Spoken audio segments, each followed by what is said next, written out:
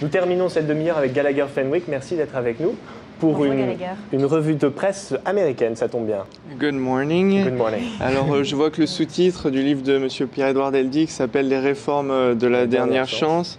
Bon, ben là, en Irak, on est un peu en train d'assister au procès de la dernière chance, à savoir celui de Saddam Hussein. On en parle évidemment dans tous les titres, mais on sent la presse bien plus timorée que dans le passé, c'est-à-dire qu'on est vraiment dans le non-jugement. Alors ça marche de deux façons. Dans le New York Times, on s'adonne à l'exercice du micro-trottoir, c'est-à-dire qu'on fait dire aux gens finalement ce qu'on aimerait dire soi-même, et se dessine alors une sorte de carte des confessions en Irak qui correspond à une carte du pour et du contre, pour le procès ou contre le procès. Le micro-trottoir, c'est un artifice journalistique très pratique parfois. Exactement, parfois un peu démagogique. Bref, donc évidemment, dans les provinces chiites, on est majoritairement pour ce procès. Pour les provinces sunnites, c'est une mascarade, c'est une aberration. Dans Newsweek, autre style, ce qu'on fait, c'est qu'on décrit tout simplement le procès, on décrit la salle jusqu'aux chaises métalliques, la tête que font les jurés. Et alors, entre Saddam Hussein, ce moment presque dramatique, théâtral, dans ce costume gris anthracite auquel on l'associe désormais, sa barbe poivrée. Il paraît fébrile jusqu'au moment où le juge lui demande « Comment vous appelez-vous ?» Alors là, il brandit son stylo d'une manière très menaçante en disant « Vous connaissez mon nom et je ne reconnais pas votre autorité. » Enfin... La journaliste termine son article d'ailleurs avec une phrase assez hallucinante en disant tout simplement « Bref, ce procès va se poursuivre et j'espère être là dans un siège au premier rang ». Autre pays, l'Afghanistan.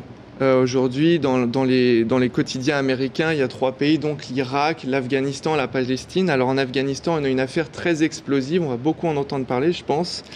Des soldats américains aurait brûlé les corps de 2 talibans décédés lors de combats. Alors il y a des détails très troublants puisque ça a été filmé par un journaliste australien travaillant pour AP.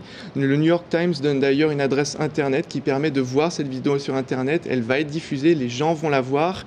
Et dans USA Today, on rappelle que la dernière fois qu'une telle histoire avait éclaté, sans parler d'Abu Ghraib, je ne sais pas si vous vous souvenez, soi-disant il y avait des soldats, ça avait été révélé par Newsweek, à Guantanamo, qui plongeaient le Coran dans la cuvette des toilettes. Alors méthode d'intimidation ou provocation, délire des soldats.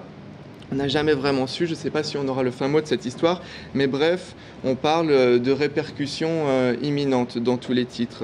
Ensuite, dernier pays, la Palestine. Bush vient de recevoir son homologue palestinien.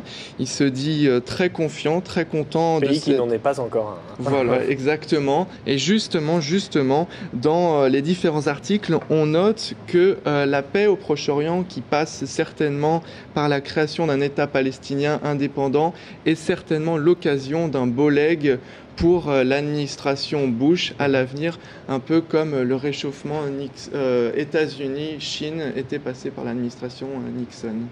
Merci beaucoup Gallagher, on vous retrouve dans 1 heure pour un nouveau tour des kiosques américains. Merci.